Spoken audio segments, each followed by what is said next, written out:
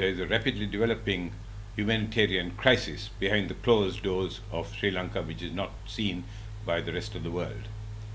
The Sinhala-dominated government of the recently appointed President Mahinda Rajapaksa has decided to abandon peace talks with the Tamil Tigers and embark on a military solution to this political problem. The full force of the armed forces is being unleashed on the Tamil people, the Tamil civilian population of the north and the east. The very survival of these people is in doubt. I'm a Sinhalese from the majority community. I'm not a member of the brutalized Tamil community. I'm a doctor of medicine and my only concerns are humanitarian. It is of no concern to me who runs Sri Lanka, whether it is Mahinda Rajapaksa or anyone else, as long as it is run without bloodshed, chaos, and the extensive violation of the human rights of its people. I will present what is being concealed from the rest of the world after I have briefly reviewed the history of this conflict. This is the ethno-religious mix of a country with 20 million people. The majority are Sinhalese, 74% of the country, the Tamils, 18% in two groups. The Sri Lankan Tamils, who have been in the country for as long as the Sinhalese, 12.5%. The plantation Tamils are indentured labor brought in by the British to work on the coffee and later tea plantations, 5.5%. The Muslims are descendants of Arab traders from the 15th century onwards. The Sinhalese speak Sinhalese and the Tamils speak an entirely different language, Tamil. The Muslims are mainly Tamil speaking, although many of them speak both languages. In addition to an ethnic and linguistic difference, there is a religious difference in that the Sinhalese are mainly Buddhist, 70% of the country, and the Tamils are Hindu.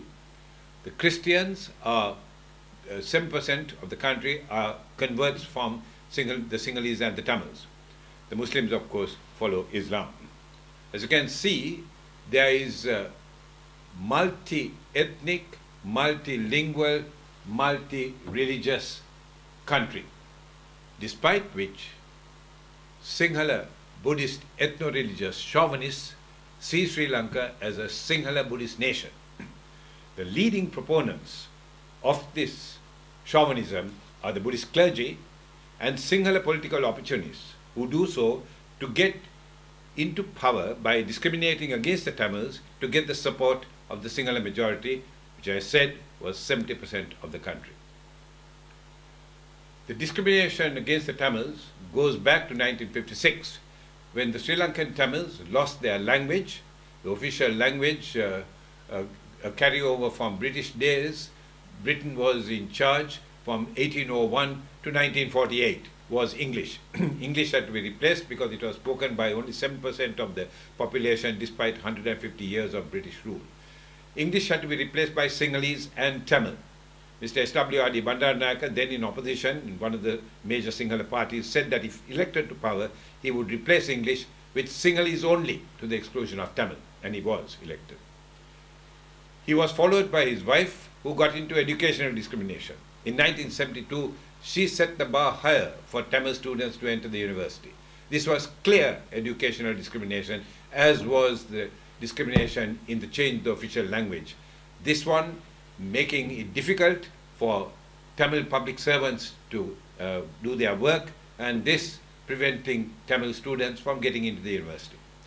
There was systematic discrimination in employment. I'll give you the figures for this period, 1956 to 1976. Of 189,000 people recruited in the public sector, 95% were Sinhalese. Today, 99% of the armed forces are Sinhalese. In addition, there has been a developmental neglect of the Tamil areas and an attempt to change the demography, even in the Tamil East, in favor of the Sinhalese by the translocation of thousands of Sinhalese from the southwest. The electoral consequences are obvious. The Tamils expectedly launched a protest at this blatant discrimination. They were non-violent protests, they didn't reach for the gun, and they asked for power sharing. They didn't ask for a federal state, even less so for a separate state. The Sri Lankans' answer to these, Sri Lankan government's answer to these non-violent protests was twofold. Firstly, to unleash state-sponsored Sinhala hoodlum violence on the protesting Tamils. They were assisted by the police, 95% Sinhalese, and the armed forces, as I said, 99% Sinhalese. The second strategy was to enter into pacts, for Sinhala leaders to enter into pacts with the Tamil leaders, promising a devolution of power.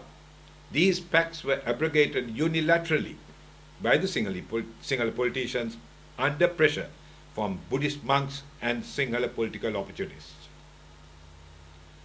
About the middle of the 1970s, the Tamil youths, realizing that these non-violent Gandhi-style protests and negotiations with the Sinhala leadership was not resulting in any address to the problems they were facing, decided that the way forward was an armed struggle. This was essentially a liberation struggle to free the Tamil people from Sinhala governance, domination and discrimination. It was to get the Sri Lankan government to sit up and look at the Tamils, who up to that point were a joke. The Sri Lankan government's response to the armed struggle of the Tamil youths was to say that this is nothing but Tamil terrorism. This had a marked boost in international support since 9/11 and the so-called war on terrorism. The second strategy was a massive expansion of the military to crush the Tamil uprising, currently the Tamil Tigers. The second strategy, which is not widely known, is that it was to crush the Tamil people into submission to accept Sri Lanka as a Sinhala Buddhist nation. And I will produce evidence for this as we go along. I would like to emphasize that what is being waged in Sri Lanka and has been for more than 2 or 3 decades is a war against the Tamil people. This is not just a war against the Tamil Tigers, it is against the Tamil people, as I said, to force them to accept Sri Lanka as a Sinhala Buddhist nation. Let us look at the weapons that are being unleashed on the Tamil civilian population, the Tamil people in the north and the east. Here are battle tanks, one of many, some even larger than this. Here are the multi-barrel rocket launchers firing some 30 or 40 rounds per minute. Here are the warships which Tamil fishermen and Muslim fishermen have to cope with on a daily basis off the north and the east. Here are the offshore patrol vessels which shoot first and check later, the fast attack gunboats. Here are the lethal jets and bombers. This is the terrible Israeli K-4 jet that has bombed orphanages, refugee camps and much more. Here are the helicopter gunships that have machine gun civilian targets from treetop heights.